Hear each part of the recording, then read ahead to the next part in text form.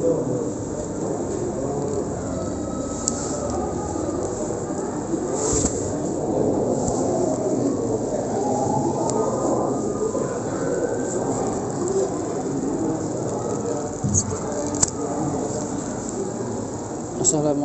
warahmatullahi wabarakatuh. Malam ini kita akan mengadakan live mendengarkan tausiah dari Pak Ustadz Muhammad Sobirin SPD di Masjid Ainal Yakin Gang Sawu Jeruju Pontianak. Selamat menyaksikan teman-teman. Mudah-mudahan ilmu ini mendapatkan barokah untuk kita dan kita menjadi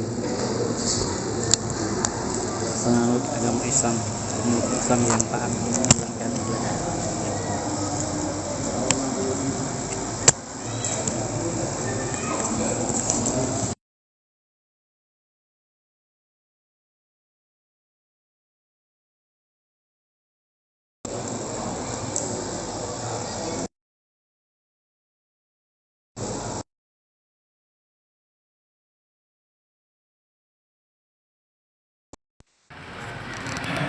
Bismillahirrahmanirrahim. Assalamualaikum warahmatullahi wabarakatuh. Khairu ta'allum wa ta'lim wa ibadah wa istifadah wa tadabbur wa tadhkir wa naf'a wa intifa' wa tahsa 'ala tamassuki bi kitabillah wa sunnati rasulillah wa dilalata 'ala al-huda wa du'a 'ala al-khair. اللهم صل على سيدنا محمد الفاتح لما أغلق والخاتم لما سبق ناصر الحق بالحق الهادي إلى صراطك المستقيم وعلى آله وصحبه حق قدره ومقداره العظيم. سبحانك لا علم لنا إلا ما علمتنا إنك أنت العليم الحكيم. رب اشرح لي صدري ويسر لي أمري واحلل عقدة من لساني يفقهوا قولي. صلى الله على سيدنا محمد وعلى آله وصحبه وسلم. الحمد لله رب العالمين.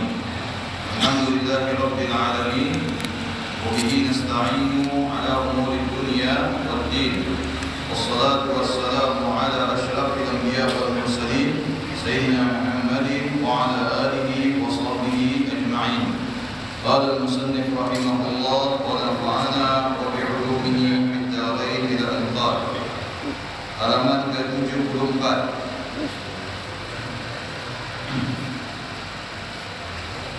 Halaman ke-74. Wa du'a aqibahu wa bainahu wa bainal iqamah.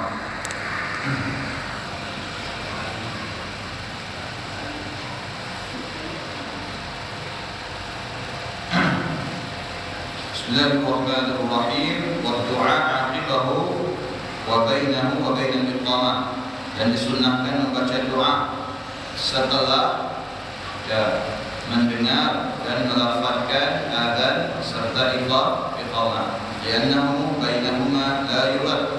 Karena sesungguhnya doa yang dipanjatkan antara adzan dan iqamah itu tidak tertolak. Baik, kita melanjutkan keterangan selanjutnya.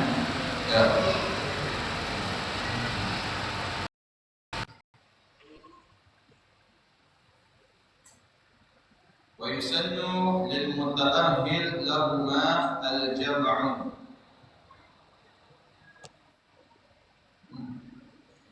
ويسن للمتأهل لهما الجمع بينهما ولو لجماعة واحدة في حديث حسن فيه والنهي عن ذلك لم يثبت. والشرط المقيم الإسلام والتمييز وغيرهما كما مر.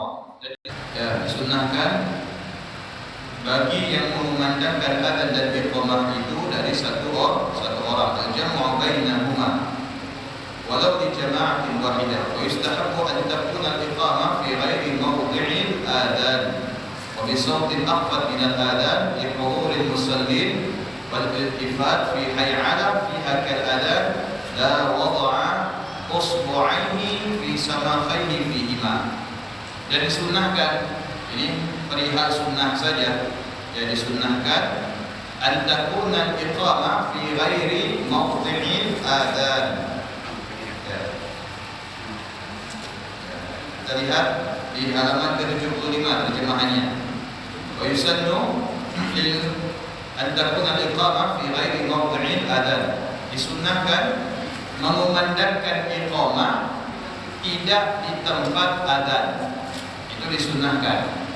Ya, mengumandangkan iqamah bukan di tempat adzan.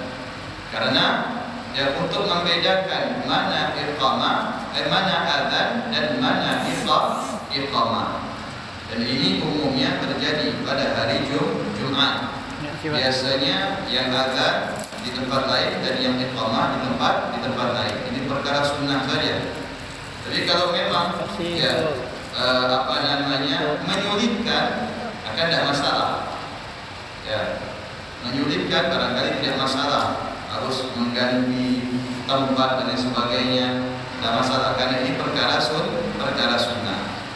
Wa bi sauti akhfad min al-adzan, dan suara iqamah lebih rendah daripada suara adzan li huduril musallin, karena suara iqamah itu hanya diperdengarkan bagi orang yang akan berdiri melaksanakan sholat. Jadi iqamah itu hanya memperdengarkan orang-orang yang akan hendak mendirikan sholat. Ya, itu sunnahnya. Ya, makanya sebagian masjid kita dapati ya, ketika iqamah itu mereka tidak memakai mikrofon. Ada beberapa masjid kan, Pontianak ini ada. Alasannya karena itu tadi iqamah ya diperdengarkan bagi orang yang hanya akan melaksanakan sholat. Sementara adzan diperdengarkan kepada orang yang berada di luar masjid. Ya, itu diantara alasannya. Wal irtifat fi hayy ala fiha kal adzan. Dan kemudian ketika iqamah ya menoleh ke kanan dan ke kiri itu ketika pada lafaz hayya 'alas shalah hayya 'alal falah.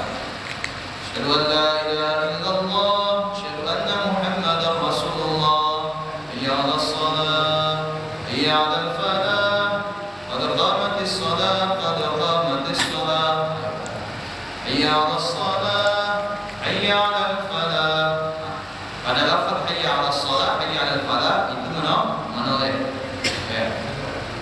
La wada'a usbu'aihi fi samakhaihi fihima.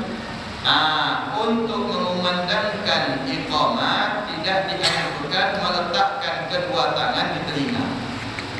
Ya, tidak dianjurkan untuk meletakkan kedua tangan di telinga. Berbeda dengan adzan. Ini hanya perkara sunnah. Jangan diperbesar. Ya, nanti kalau ada orang adzan begini, itu dari belakang turunkan. Tak boleh. Ini hanya perkara sunnah saja. Nah, sebenarnya ketika iqamah tidak dianjurkan kita seperti ini. Ya, ini hanya untuk adzan. Nah, apa alasannya? Alasannya adalah dahulu ya itu untuk membedakan orang yang mengumandangkan adzan dengan iqamah itu berbeda. Ya, makanya mereka membedakan tempat, membedakan volume suara dan membedakan keadaan. Ketika dikumandangkan adzan, orang mengira ini adzan karena dikumandangkannya di tempat adzan. Ya. Oh, ini iqamah karena mengumandangkannya di tempat iqamah. Kemudian dilihat lagi, ya, oh suaranya agak rendah, berarti ini iqamah. Oh, kemudian tangannya tidak berada di telinga, berarti ini iqamah. Nah, tapi kalau misalkan suaranya tinggi, tangannya seperti ini, oh berarti ini ada. Nah, dapat dipahami seperti ini. Tapi untuk di zaman sekarang, ya, kita itu dipermudahkan oleh yang namanya teknologi. Kita akan mengetahui dan kita bisa membedakan mana adzan dan mana iqamah. Di antaranya apa? Umumnya iqamah itu ngebut. Betul tak? Iqamah itu umumnya ngebut. Allahu Akbar, Allahu Akbar, la ilaha illallah, la Rasulullah. Yang ke masjid pun ngebut akhirnya. Ya. Nah, itu sudah menjadi kebiasaan umum di beberapa masjid dan musola serta langgar itu. Kalau iqamah itu ngebut, sehingga kita tahu ini iqamah. Ya. Nah, itu di antara kebiasaan saja. Wa yusannu li kulli mahallin jama'ah mu'adzanan lil ittiba'. ويزاد فيهما بقدر الحاجة ويترتبون في آذانهم إن اتسع الوقت وألا تفرقوا في أقدار المسجد الكبير. Dan disunnahkan di setiap di kulli mahallin jamaah mu'adzanani lil ittiba'. Harus mempersiapkan di setiap tempat itu minimal 2 tukang adzan. Itu minimal. Apalagi setelah masjid. Kenapa? Karena perkara adzan ini adalah bagian daripada menandakan masuknya waktu. Kalau kita hanya memiliki 1 orang tukang adzan, ya kerepotan nanti. Yang adzan suatu saat berhalangan, sulit nanti kita cari pengganti.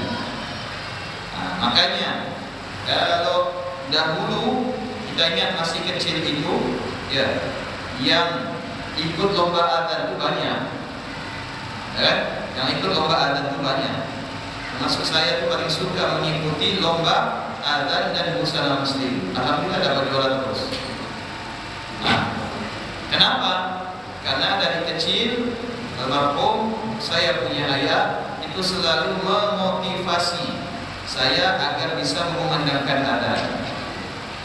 Ya, walaupun cita-citanya tidak jadi tukang adzan, tapi setidaknya ya ini memotivasi anak-anak kita agar mengetahui ya bahwasanya ada bagian dari agama ini yang harus kita memiliki andil.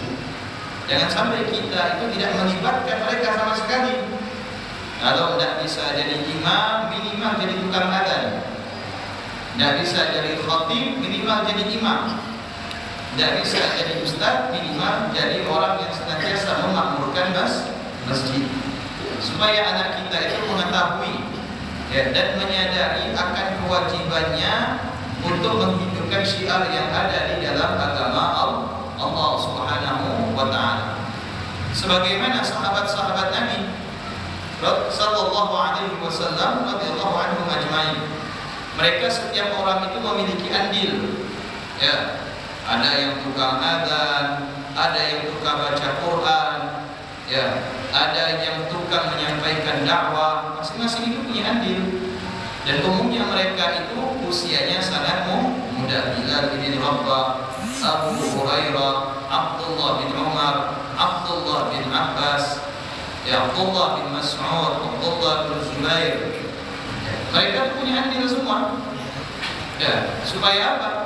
Supaya ya, agama ini senantiasa terjaga.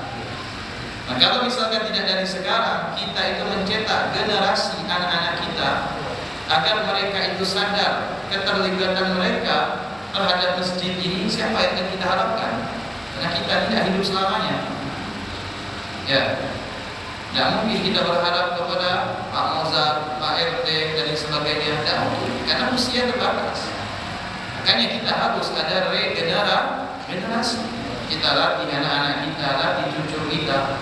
Ya, ada lomba musabaqah ikut. Ya, supaya apa? Supaya bisa melantunkan Al-Quran dengan benar. Nanti di kemudian hari dia akan jadi imam. Ya, ada kita ikutkan anak cucu kita musabaqah adzan agar mereka termasuk orang-orang yang senantiasa mengingatkan masuknya waktu sholat.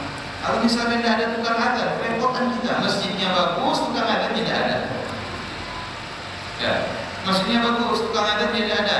Akhirnya ditulis, dicari ya tukang adzan, lowongan tukang adzan. Tidak ada tukang adzannya. Dan adzan ini tidak semua orang menguasai. Ada yang bisa bagaimana? Tidak. Ada yang bisa tapi tidak pede, tidak dinyari.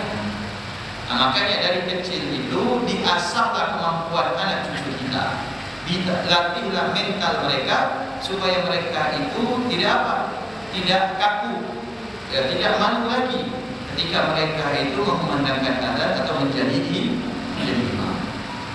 Itu saya dari SD sudah ngikutin lomba adzan, terus ngikutin di pondok. Jadi tukang adzan. Tahu Ustaz Anas kan? Ustaz Anas Az-Zohri itu teman saya bukan adzan. tahun 97 sampai tahun 99. Jadi setiap waktu asar ya kita tuh standby. Karena di sholat zuhur kan makan siang, udah itu istirahat bebas, boleh tidur, boleh tidak, yang penting di kamar, tidak boleh keluar kamar. Begitu kita di kamar, saya sama saudara itu duduk dekat pintu. Ya. Begitu masjid nyetel murattal, ya menandakan akan masuk waktu sholat, kami berdua lagi. Yang sampai duduk ke masjid itu dia yang ada. Ustaz Anas duduk kurus. Saya ini memang dari kecil itu lompat, kalah terus saya lompat lari. Tapi kalau sekarang saya menang lompat lari, karena Ustaz Anas bobotnya lebih besar dari saya.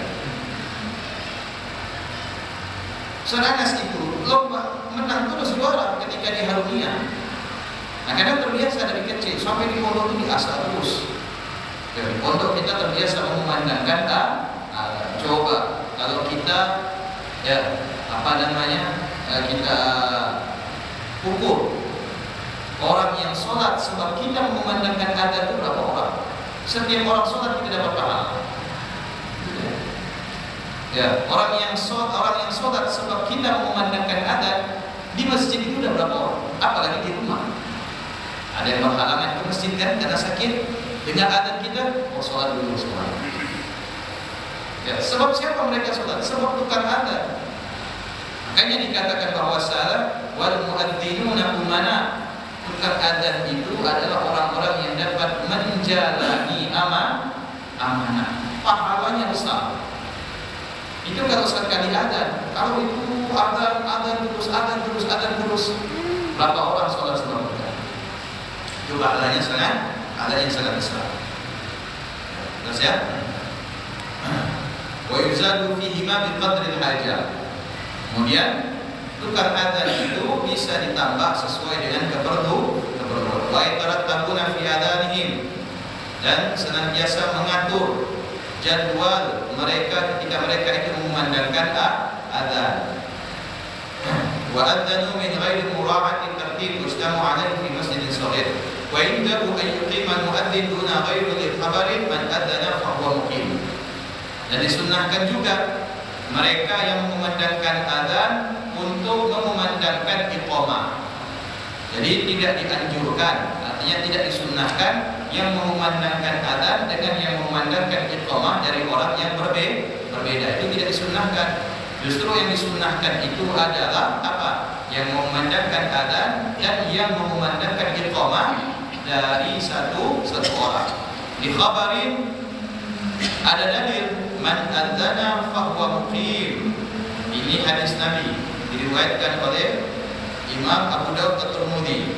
Ya. Apa kata Nabi sallallahu alaihi wasallam? Man adzana fahuwa muqim.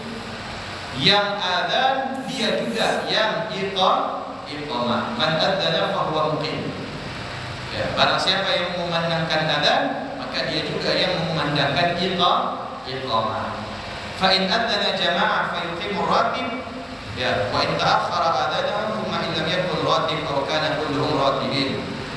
Maka apabila berhalangan seorang yang mungkin untuk mengumandangkan adzan atau iqamah, maka baru diperbolehkan selain daripada orang yang berdomisili. Utamakan orang yang berdomisili untuk mengumandangkan adzan dan iqamah. Fa in aqama ghairu qadari lakinnahu khilaful thumma yaqra. Kemudian dikatakan di sini bahwasanya waqtul iqamah bi nadhril imam. Ya, waqtul iqamah bi nadhril imam. Sebenarnya waktu iqamah itu dengan bi nadhril imam, dengan munculnya imam salat. Ya, begitu imam salat datang baru dikumandangkan iqamah. Kenapa? Supaya ketika selesai iqamah tidak lagi saling tunjuk untuk jadi imam. Sunnahnya seperti itu. Ya, makanya kalau kita melihat ya Masjidil Haram dan Masjid Nabawi itu, ya begitu imamnya masuk ke lokasi tempat sholat, baru kemudian dikumandangkan iqamah. Supaya apa? Supaya sholat itu tidak lagi tunjuk siapa yang menjadi imam. Tapi kalau misalkan imam tidak ada, ya, imam tetapnya tidak ada, maka kita tunjuk dulu siapa yang mau jadi imam, baru kemudian melafadzkan iqamah. Misalkan ada lagi, mana imam tetapnya ada di sini. Misalkan berhalangan, ya sudah kita tunjuk siapa di sini yang bisa. Misalkan Pak Sarif imamnya, boleh. Baru iqamah. Jangan Allahu Akbar gitu, la ilaha illallah, mundur, tukang iqamahnya mundur. Tidak ada yang mau jadi imam, tunjuk-tunjuk. Akhirnya terjadi jeda antara iqamah dengan sholat. Padahal iqamah itu artinya apa? Sholat itu akan didirikan. Semestinya begitu dikumandangkan iqamah, sholat itu sudah siap untuk didirikan. Berhubung imamnya belum ditentukan, karena imam rawatibnya itu berhalangan dan imam cadangan belum ditentukan, maka apa yang terjadi? Ya, iqamah itu tidak berfungsi. Yang semestinya fungsinya iqamah itu untuk sebagai tanda sholat itu akan dilaksanakan, ternyata tertunda. Apalagi pakai istilah pembimpa nanti.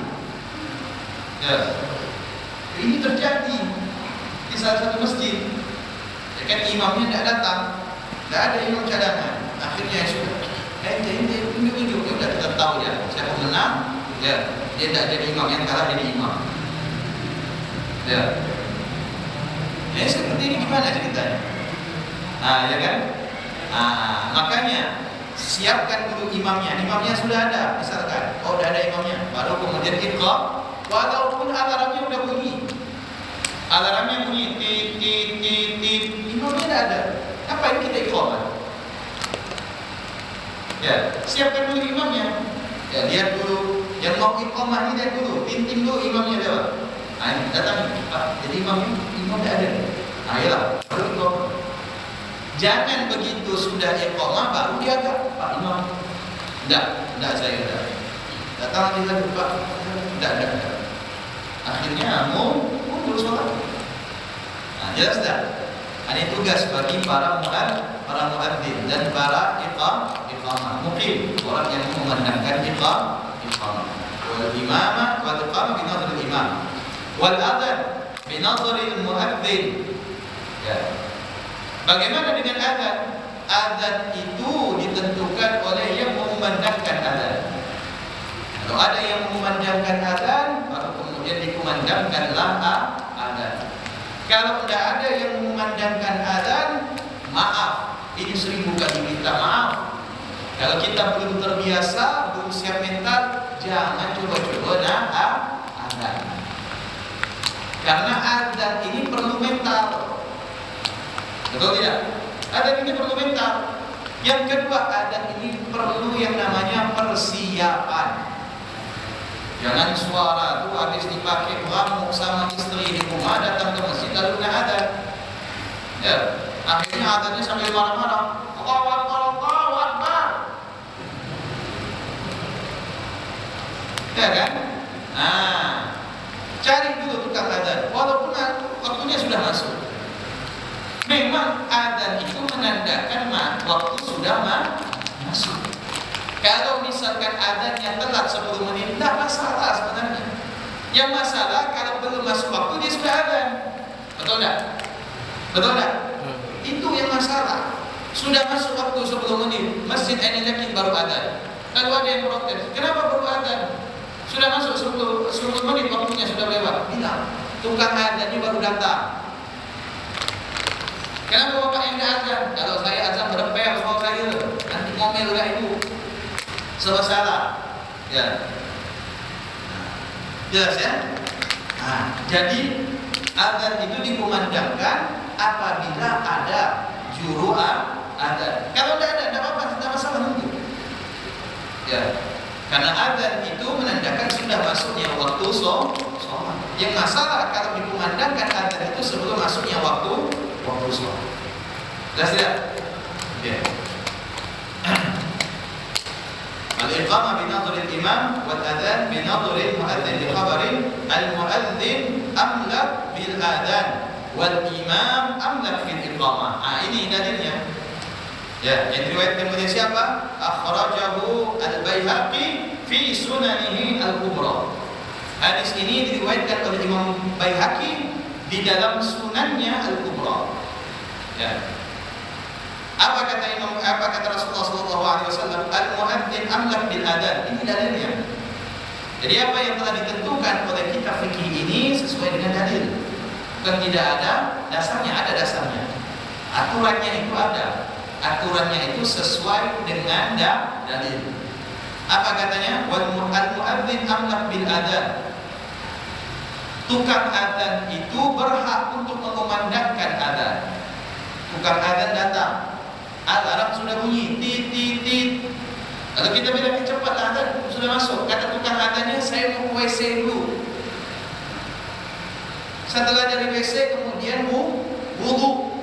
Kita tidak boleh marah. Ini lama benar azan ya dulu dia keluar WC. Begitu udah azan kejadian. Siapa mau tanggung jawab? Betul tak? Al-muadzin amlak bil adhan. Ya. Seorang tukang adzan itu yang memiliki adzan. Artinya dia boleh menentukan kapan dia mau mengumandangkan adzan. Masuk waktu tit tit tit dia lagi di telepon orang. Ya, ini telepon istrinya, telepon anaknya, penting mungkin. Kalau kita bilang, udah masuk waktu coba adzan bentar lagi nih, bentar masih ngomel. Misalkan, nah udah selesai ngomelnya, udah, nah saya azan dulu ya. Terlambat 5 menit, tidak masalah. Karena memang adzan itu dikumandangkan setelah masuknya waktu. Yang masalah kalau mengumandangkan adzan sebelum masuknya waktu. Dan ingat, adzan ini tidak hanya sebatas yang kita pahami bahwasanya adzan itu untuk menandakan masuknya waktu sholat, karena ada waktu-waktu atau tempat-tempat yang lain di mana adzan itu boleh dikumandangkan. Seperti orang turun dari rumah untuk tujuan safar, berangkat haji, berangkat umroh, keluar kota, itu boleh mengumandangkan adzan. Ada musibah, boleh mengumandangkan adzan. Betul? Bayi yang baru dilahirkan boleh dikumandangkan adzan. Jenazah yang akan dimasukkan ke liang lahat itu dianjurkan untuk dikumandangkan adzan. Nah, apakah kita akan larang mereka untuk mengumandangkan adzan di waktu-waktu tertentu? Tidak, karena memang sunnahnya adzan itu tidak hanya sebatas sholat. Ada juga waktu-waktu atau konteks-konteks yang lain kita itu dianjurkan untuk mengumandangkan misalkan ada petir yang sangat kencang, kita boleh ada. Kalau ada orang adzan, jangan kita marah, kenapa ini dia adzan? Ya, kan waktu sholat itu masuk. Nah, adzan itu tidak hanya sebatas waktu sholat. Imamah amlak bil iqamah, al-muadzin amlak bil adzan, wal imamah amlak bil iqamah. Dan imam yang menentukan kapan dikumandangkannya iqamah. Imam itu yang menentukan. Ya, begitu datang imam, maka imam yang menentukan untuk kapan dikumandangkan iqamah. Kalau imam belum ada, berarti belum untuk kita mengumandangkan iqamah, sekalipun alarm itu sudah bunyi. Dan kita minta pengertian, kedewasaan, kebijaksanaan, dan keluasan sikap bagi para jamaah, baik laki-laki maupun perempuan umumnya. Ya. Apa itu? Menerima secara lapang dada kalau misalkan ada mundur atau keterlambatan ketika mengumandangkan adzan dan iqamah. Karena ini juga tidak dilakukan setiap waktu, betul tidak? Bisa jadi terlambatnya dikumandangkan adzan karena barangkali yang pegang kunci masjid tidak berada di tempat. Bisa jadi terlambat dikumandangkan adzan karena tukang adzannya memang telat datang karena berhalangan. Bisa jadi terlambat mengumandangkan iqamah karena imamnya belum siap. Itu suatu hal yang wajar saja. Ya, jadi kita sebagai makmum tidak boleh kemudian bahasanya itu menekan pengurus masjid agar tepat waktu ketika adzan dan iqamah. Tidak. Karena waktu ini luas. Ya. Karena waktu ini luas. Kurban saja yang setahun sekali itu waktunya luas. Sampai dikasih waktu 3 hari setelah hari raya. Nah, ini menunjukkan bagaimana luasnya rahmat Allah Subhanahu wa taala. Fa in aqama min ghairi istidanihi i'tadda biha fil asah. Nah, ini dikatakan bahwasanya apa? Apabila seorang mukim mengumandangkan iqamah tanpa izin seorang imam, maka iqamahnya tidak sah dan harus diulang. Nah, ini dikatakan di sini. Ya, katakan di sini bahwasanya fa in aqama min ghairi istidanihi. Ya, apabila seorang yang iqamah mengumandangkan iqamah tanpa seizin imam, maka iqamahnya tidak sah. Iqamahnya tidak sah bukan berarti sholatnya tidak sah. Sholatnya tetap sah. Karena sekalipun tanpa dikumandangkan iqamah itu tidak menjadi syarat sahnya sholat. Hanya saja ini dibahas ya di dalam tema adzan dan iqamah. Iqamah tidak sah berarti yang iqamah tidak dapat pahala. Kayak sholat sunnah qabliyah dikerjakan ternyata wudunya batal, berarti sholat fardunya sah, kemudian sholat ba'diyahnya tidak sah, tidak dapat pahala sholat sunnah ba'di. Jelas tadi ya? Nah, sekarang apakah kita harus izin kepada imam, Ustaz? Makna izin di sini artinya keberadaan imam itu sudah ada. Ya, keberadaan imam itu sudah ada. Pertama, yang kedua, mukim yang memandangkan iqamah harus memahami apakah imam ini sudah siap untuk memimpin sholat. Karena tidak setiap imam itu barangkali datang ke masjid dalam keadaan siap, dan bisa jadi begitu masuk imam lewat samping, yang mukim pun langsung iqamah, ternyata yang imam belum ngambil air wudu. Berarti kan di sini ada miskomunikasi, betul kan? Pastikan dulu imam itu sudah siap. Siapnya imam itu bagaimana? Berada di tempat sholat. Ya, siapnya imam itu berada di tempat sholat. Kalau imam sudah berada di tempat sholat, berarti sudah siap untuk jadi imam. Maka dari situ seorang yang mengumandangkan iqamah kemudian boleh mengumandangkan iqamah. Tapi kalau imam cuma nampak saja langsung di iqamah, sementara imam barangkali nak buang air kecil, kemudian baru ngambil air wudu, maka akan terjadi apa? Ya, jeda yang cukup lama. Maka di sini bisa dikatakan hukumnya tidak sah iqamah, ya. Maka yang mengumandangkan iqamah itu tidak mendapatkan pahala. Kenapa tadi? Enggak.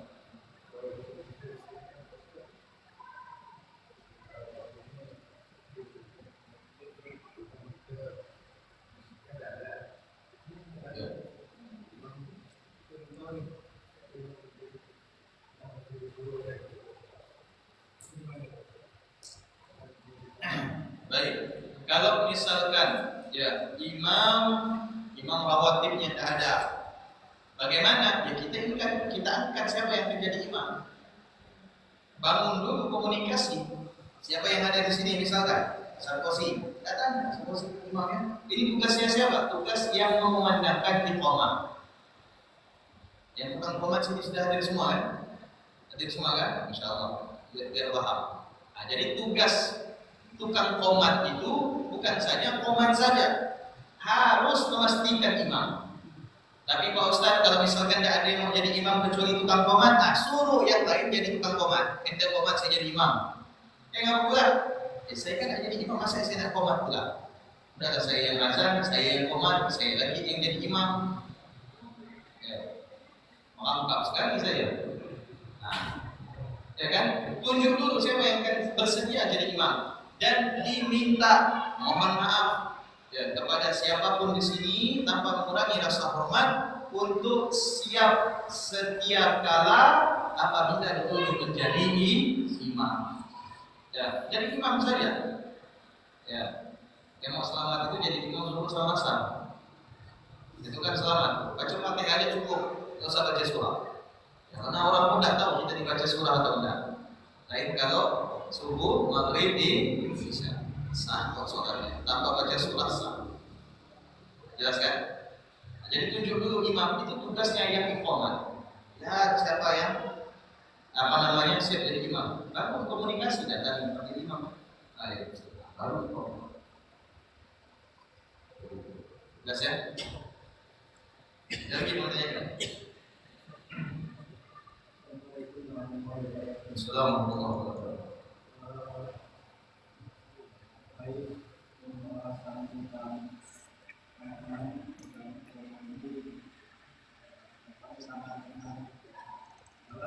sangat menarik. Kalau kita melihat keseharian di masjid kita ini, orang pengajian, masjid Roma juga, saya perhatikan lebih dari 2, artinya banyak. Tentunya hal yang menyempurnakan ini berulang perlu kita evaluasi. Nah, saya berpendapat atau saya saran memungkinkankah Ustaz Jamirin dapat meluangkan waktu tentang waktu untuk mengevaluasi ketika seorang tukang azan tampil dan bukan koma, apakah seorang tukang azan itu sudah sempurna, baik syaratnya maupun waktunya maupun tata tertibnya maupun hal-hal yang lain yang untuk menyempurnakan. Karena kita lihat selama ini kan ada yang pengajian di bawah aja pakai kaos, pakai kaos oblong, pakai mungkin celananya yang tidak sempurna, itu mungkin dianggap bersih, tapi kan mungkin kewajaran atau kepanasan, termasuk suaranya juga empuk, termasuk pengajian lain yang koma lain gitu. Nah, barangkali momen yang pas saat ini bisa ya barangkali bangsa saya itu menegur kita itu kurang sempurna untuk disempurnakan. Terima kasih. Assalamualaikum warahmatullahi wabarakatuh. Insyaallah nanti kita minta kepada kepengurusan baru ini ya, ingin menerbitkan semua yang menjadi bagian dari bagian imam memakmurkan masjid. Ini barangkali tugas atau PR bagi pengurusan yang baru untuk mampu dan bisa menentukan siapa yang berhak untuk mengumandangkan azan dan iqamah. Insyaallah. Yang kedua, sebenarnya itu tadi kita berharap barangkali insyaallah saya sempatkan waktu khusus. Tapi kembali lagi, kalau saya ini bersedia, tetapi audiennya tidak bersedia, tidak ketemu, ya kan? Tidak terjadi. Kayak transaksi, pembeli ada, penjual tidak ada. Ya, penjual ada, pembeli tidak ada. Nah, kedua-duanya harus ada penjual, ada pembeli. Maka terjadilah yang namanya transaksi. Dan itu belum memenuhi syarat transaksi. Kalau tidak ada barang dan tidak bisa menentukan harga. Pembeli ada, penjual ada. Kata pembeli, nah, mana barangnya? Kata penjual, mana duitnya? Kata pembeli, ada duitnya di rumah. Kata penjual, barangnya juga ada di rumah. Ini jual 5 ampor namanya. Ya kan? Penjual tidak mau bawa barangnya, pembeli tidak mau bawa duitnya, karena sama-sama curiga. Nah, dalam hal ilmu juga demikian. Ya, yang mengajar ada, yang ingin belajar juga harus ada. Jangan yang mengajar ada, yang mau belajar tidak ada. Nah, atau yang mau belajar ada, yang mengajarkan tidak ada. Nah, kedua-duanya itu harus ada. Yang bersedia saja, insya Allah nanti kita akan tentukan waktu khusus. Ya, khususnya di Masjid Al-Hidayah ini. Kemarin kita telah melihat ada semacam organisasi yang menaungi para imam-imam masjid mengadakan pelatihan. Latihannya itu dari jam 7 sampai jam 12. Saya rasa itu tidak cukup waktunya. Ya, karena untuk melatih seseorang menjadi imam itu banyak materi yang disampaikan. Ya, yang pertama dari segi bacaan, tetap itu mengharuskan ustaz yang ahli dalam ilmu tajwid. Yang kedua, hukum sholat. Hukum sholat tetap mengharuskan hadirnya seseorang yang bisa membahas hukum fikih. Nah, itu yang penting. Kalau itu menjadi modal utama dan dikuasai oleh sebagian di antara kita, maka insya Allah dia siap untuk menjadi imam. Sama halnya dengan adzan. Adzan juga perlu ilmu. Jadi adzan itu bukan karena mental semata.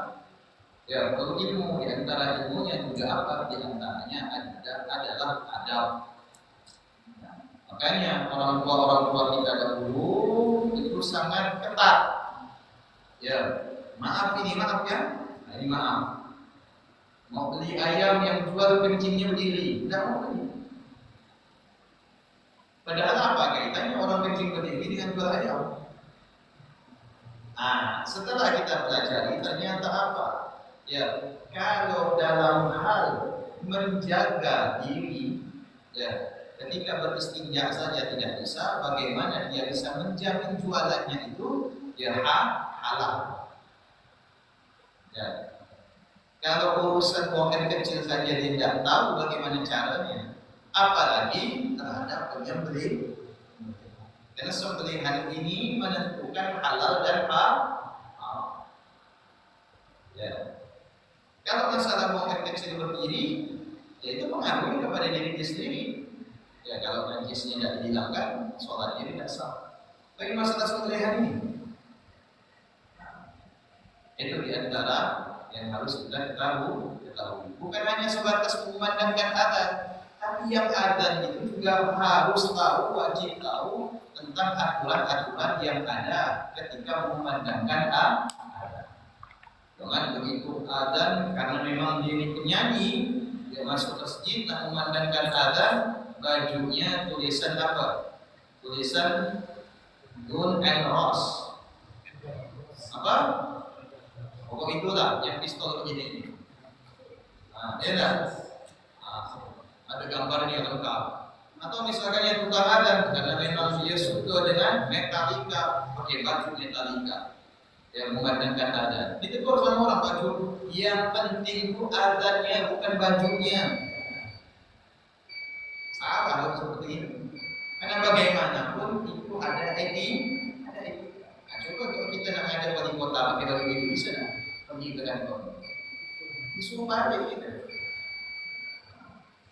Gitu ya, baik. Insyaallah. Mudah-mudahan ada waktu yang menjadi tugas baru bagi pengurus masjid yang ini untuk membenahi ya dan peningkatan kualitas kepengurusan masjid. Kita harus bantu, kita harus dorong, kita harus support, dan kita juga harus mendoa dan dengan terdirinya ketua dan kepengurusan baru, mudah-mudahan masjid ini bisa istiqomah kemakmurannya, kemuliaannya dan keberkahannya, dan mudah-mudahan kita semua yang ada di sini turut andil menjaga dan merawat serta memakmurkan masjid ini, dan semoga Allah berikan kemudahan dan menerima niat baik kita semua. Amin ya rabbal alamin. Mudah-mudahan bermanfaat.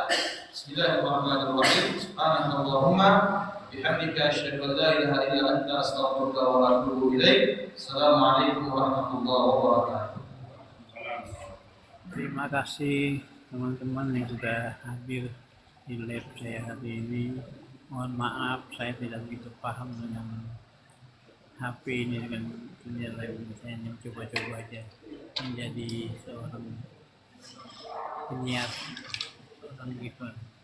Jadi mohon maaf ya, segala sesuatunya saya masih belajar. Terima kasih atas kehadirannya, kiriman-kirimannya, apapun yang dikirim saya tetap terima kasih.